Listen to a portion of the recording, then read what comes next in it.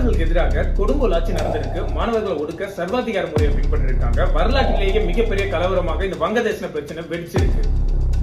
மாணவர்கள் யூஸ் பண்ணக்கூடாதுன்னு தொலைத்தொடர்பு எல்லாத்தையும் துண்டிச்சிருக்காங்க. பேஸ்புக், இன்ஸ்டாகிராம், ட்விட்டர் இது எதுவுமே யாருமே யூஸ் பண்ண முடியாத அளவுக்கு அவங்க பேன் பண்ணிருக்காங்க.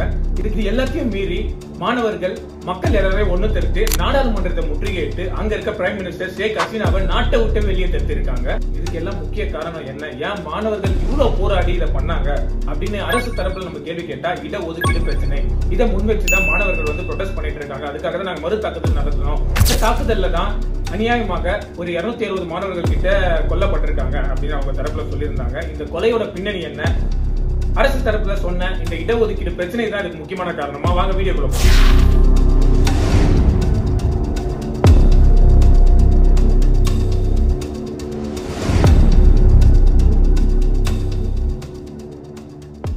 வெள்ளக்காரன் கிட்ட இருந்து நம்ம சுதந்திரம் பெற்றதுக்கு அப்புறமும் பாத்தீங்கன்னா பாகிஸ்தான் கிட்ட அடிமைகளாகவே வாழ்ந்துட்டு இருந்த இந்த வங்கதேச மக்களை மீட்டு கொண்டு வந்தது யாருன்னு பாத்தீங்கன்னா நம்ம இந்தியாவும் சொல்லணும். அது மட்டும் இல்லாம பங்களாதேஷ்ல இருந்த அந்த ஃப்ரீடம் ஃபைட்டர்ஸ்.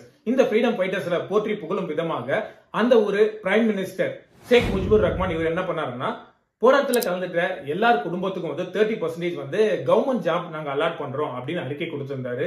அதை அவர் ஒழுங்கா ஃபாலோ பண்ணியிருந்தாரு. நல்ல வகையில் ஆட்சி நடத்திருந்தது. 2009 அப்புறமா இவரோட டாக்டர் ஷேக் ஹசீனா இவங்க பொறுப்பேற்றதுக்கு அப்புறம் இது ஒழுங்கா இல்ல, சரிவர இல்ல அப்படின்னு மாணவர்கள் குற்றச்சாட்டு வச்சிருக்காங்க. ஏன்னா 15 வருஷமா தொடர்ந்து இவங்களோட ஆட்சி மட்டும் தான் நடந்திருக்கு. எதிர்கட்சியில யாருமே பங்கேற்கல. தேர்தலை புறக்கணிச்சுட்டாங்க. இவங்க தான் வின்னர் அப்படின்னு இவங்களே அறிவிச்சுட்டாங்க. இதுக்கெல்லாம் முக்கியமான காரணம் என்ன, நாங்க ஓட்டு போட்டதா இல்ல, அப்ப எப்படி இவங்க வின்னரா இருக்க முடியும் இப்படின்னு மாணவர்கள் ப்ரொடெஸ்ட் பண்ணிட்டு இருக்காங்க. அது மட்டும் இல்லாம இவங்களோட ஆட்சி காலத்துல பங்களாதேஷ்ல ஒரு அடிமட்ட பணியாளர், அதாவது கிளர்க்கு எவ்வளவு சம்பளம் இருக்கும்னு நினைக்கிறேன், ஒரு 50,000 இருக்குமா, அவர் 200 கோடி சொத்து சேர்த்ததாக அவர் மேல ஊழல் வழக்கு இருக்கு. ஒரு போலீஸ் ஆபீசர் 100 கோடி சொத்து சேர்த்ததாக அவர் மேல ஊழல் வழக்கு இருக்கு. இது எல்லாம் ஏன் பண்ணது அப்படிலாம் கேள்வி கேட்டா இவங்க சொல்ற ஒரே பதில், அவங்கள நாங்க வேலையில இருந்து தூக்கிட்டோம், டிஸ்மிஸ் பண்ணிட்டோம் அப்படின்னு சொல்லியிருக்காங்க. இதுக்கு மாணவர்கள் எல்லாம் சொல்ற குற்றச்சாட்டு என்னன்னா, 15 வருஷமாகவே இப்படி ஊழல் ஆட்சி தான் நடக்குது, ஒரு சரியான அரசாங்கம் நடத்தவே இல்லை அப்படின்றாங்க. 30% இட ஒதுக்கீடு ஃப்ரீடம் ஃபைட்டர்ஸ் இவங்களோட ஃபேமிலி கொடுக்கல, ஜால்ரா தட்டுறவங்க இவங்களோட கட்சிக்காரவங்க இதுங்களுக்கு மட்டும் தான் இந்த ஒதுக்கீடு வழங்கப்பட்டிருக்கு. அது மட்டும் இல்லாம பேலன்ஸ் இருக்க 70% இவங்கள சார்ந்தவங்களுக்கு தான் இதை கொடுத்திருக்காங்க. எங்களுக்கு சரியான வேலை வாய்ப்பு இல்ல, கொடிய பஞ்சம் நிலவுது அப்படின்னு அவங்க மேல குற்றச்சாட்டா இவங்க வச்சுட்டே போயிட்டு இருக்காங்க. இந்த பிரச்சனை தொடர்ந்துட்டு இருக்க டைம்ல அன்அபிஷியலா 165 பேர்கிட்ட கொல்லப்பட்டிருக்காங்க.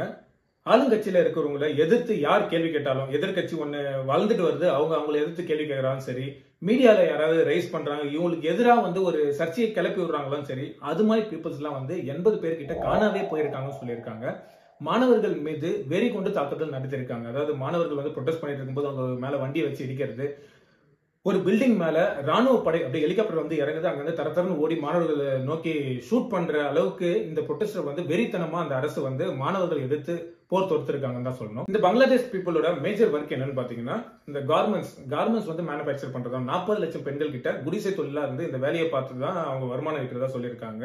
இந்த வகையில இது ஒரு குடிசை தொழில் செய்யற பெண்களுக்கு ஒரு நல்ல விஷயமா இருந்தாலும், படிக்கின்ற பட்டதாரிகள் அவங்க எங்க போவாங்க, அவங்க வேலைக்கு என்ன பண்ணுவாங்க இப்படின்லாம் கொஸ்டின் எழுதிட்டு இருக்குல்ல. அது மட்டும் இல்லாம கவர்மெண்ட் கான்ட்ராக்ட், கவர்மெண்ட் பெயிண்டிங்ஸ், இந்த கவர்மெண்ட் ரோடு போடுறது, இது எல்லாமே அவங்க ஆட்சியாளருக்கு கீழே இருக்க அவங்க சொந்தக்காரங்க, அவங்களுக்கு தெரிஞ்சவங்க, இவங்களுக்கு மட்டும்தான் இந்த வேலை வாய்ப்புகள் வழங்கப்பட்டிருக்கிறதா சொல்லியிருக்காங்க. 2009 இருந்து கடந்த 15 வருஷமா இதே மாதிரி பிரச்சனை தான் இங்க நிலவிட்டு. இதோட உச்சக்கட்ட கோபமாக தான் மாணவர்கள் இன்னைக்கு இந்த போராட்டத்தை நிகழ்த்தி இருக்காங்க. அது மட்டும் இல்லாம 6700 மாணவர்கள் இங்கிருந்து வேற ஒரு ஊருக்கு தஞ்சம் புகுந்து அங்க அகதிகளாக படிக்கின்ற நிலைமைக்கு தள்ளப்பட்டிருக்காங்க. எதிர்கட்சி தரப்புல எதிர்கட்சியா என்ன சொல்றாங்கன்னா, எங்களுக்கு ஒரு நல்ல ஆட்சி அமையணும் அப்படின்னு சொல்லியிருக்காங்க. தேர்தலை வச்சாதான் நல்ல ஒரு ஆட்சியாளரை கொண்டு வர முடியும் அப்படின்னு மாணவர்கள் தரப்புலையும் கருத்துக்கள் பதிவு பண்ணியிருக்காங்க. இந்த போராட்டம் மாணவர்களோட போராட்டம் மட்டும் இல்லாம மக்களோட போராட்டமும் சேர்ந்து இந்த அளவுக்கு பெருசா இருக்கு. அதாவது அங்க இருக்க பிரைம் மினிஸ்டர் அந்த பதவி விட்டு ராஜினாமா செஞ்சுட்டு வேற ஒரு நாட்டுக்கு தப்பிச்சு ஓடுற வகையில இந்த போராட்டம் வலுப்பெற்று இருக்குது. இப்போதைக்கு அந்த நாடு full and full army force கண்ட்ரோல்ல தான் இருக்கு. அவங்க தான் அந்த நாட்டை லீட் பண்ண போறாங்க.